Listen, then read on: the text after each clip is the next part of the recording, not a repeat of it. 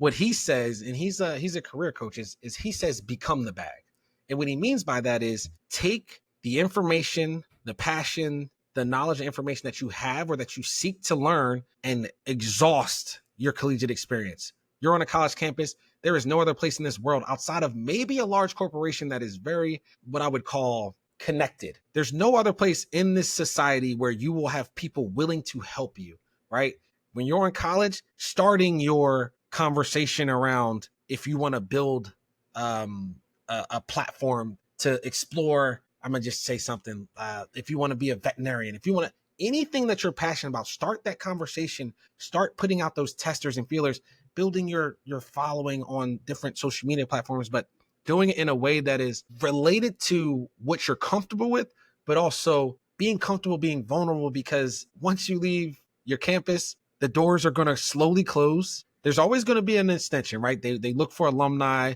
There's a sense of what I would call a fraternity or sorority within your sports world, but it's not the same. So when he says become the bag, he's really teaching athletes to leverage their athletic ability, success, community to lean into the things that they are passionate about now, so that when they do transition, they can take that with them. Because if all you're doing is getting paid for what you do on the field, that transition is going to be 10 times harder.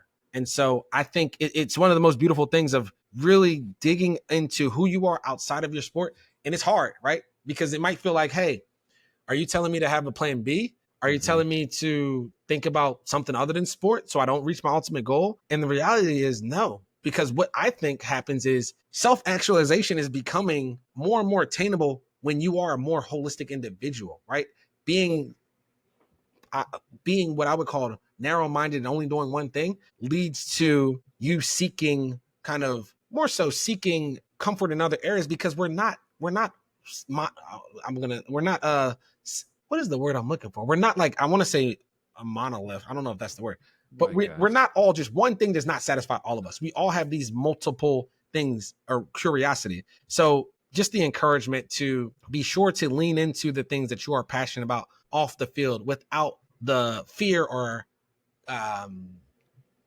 concern that you're doing something wrong because you've extended yourself outside of your sport. So that's just one thing that I would say, is because I think that's what NIL ultimately does. It gives you the ability to tap into things that you otherwise wouldn't have and potentially be compensated for them.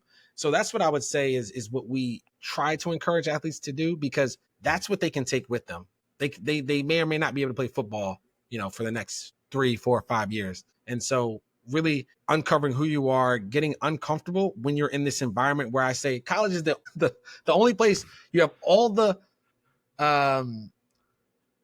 access and privileges of an adult without any of the responsibility, right? You have all the privileges, access without the real responsibility on a day-to-day. And so why not explore every aspect of that experience?